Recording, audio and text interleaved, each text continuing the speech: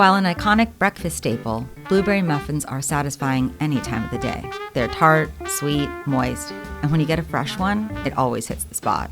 At Tasty, we have been hard at work testing every sort of variable you can think of so that we could bring you this foolproof recipe for the ultimate bakery-style blueberry muffins. A perfect blueberry muffin should be tender and moist, with a beautiful tall dome and a sweet crust. I like a wow factor, so for me, the bigger the better. First, we needed to test which flour would give us the most tender and moist muffin. We skipped the whole wheat because that didn't feel like a classic blueberry muffin. Cake flour gave us a soft interior but left an odd aftertaste. We also tried a trick we saw on the internet combining all-purpose flour with cornstarch, but the tops browned too fast and it also left an odd aftertaste. So there's no trick here, we're just using 3 cups of all-purpose flour. This might be more than your average recipe, but using more flour is going to help us get those large bakery-style muffins we're looking for. Then adding baking powder, salt, and mixing that all together and setting it aside.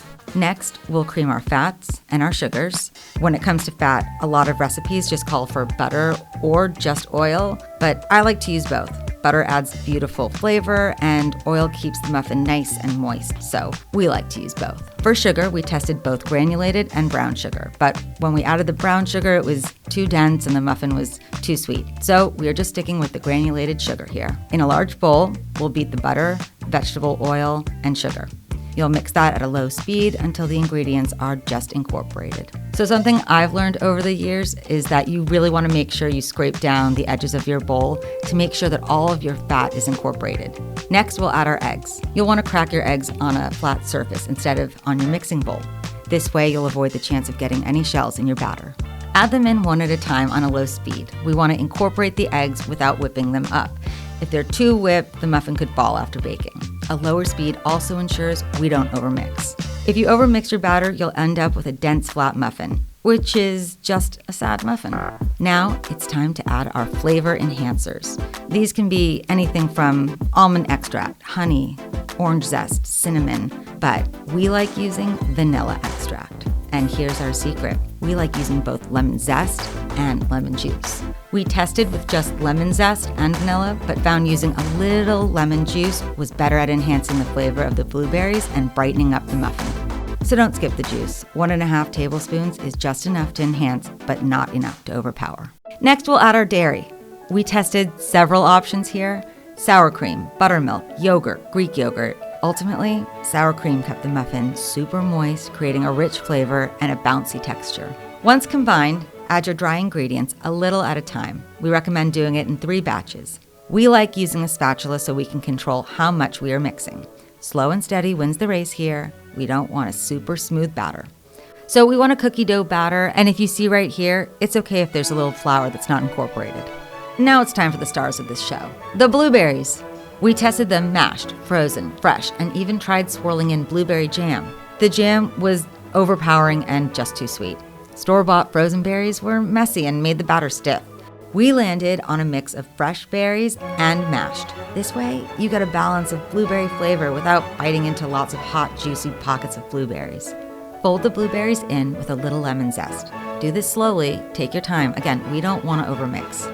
Then put the batter in the fridge for 1 hour. This will let the batter develop a more complex flavor and improve the overall consistency. We highly recommend. Okay, now it's time to bake these guys.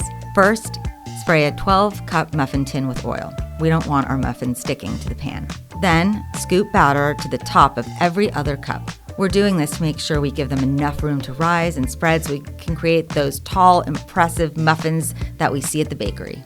To finish these guys off, we're adding coarse granulated sugar. Makes them really sparkle. We loved the crusty sweet top this gave the muffins. We also tested streusel, turbinado sugar, and nothing. Streusel tasted good, but gave us more like coffee cake vibes. Turbinado sugar, too brown and too much crunch. And then when you add nothing, it's just kind of sad, but if you like that, you can definitely do it. After you sprinkle each muffin evenly with sugar, it's time for the oven. Bake these for 5 minutes at 400.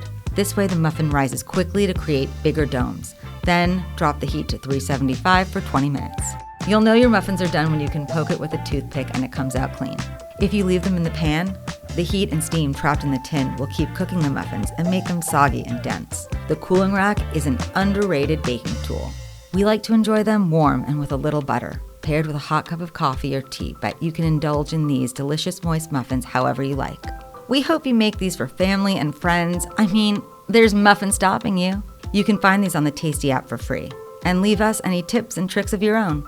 We turn blue. We turn blue from the blueberry muffins.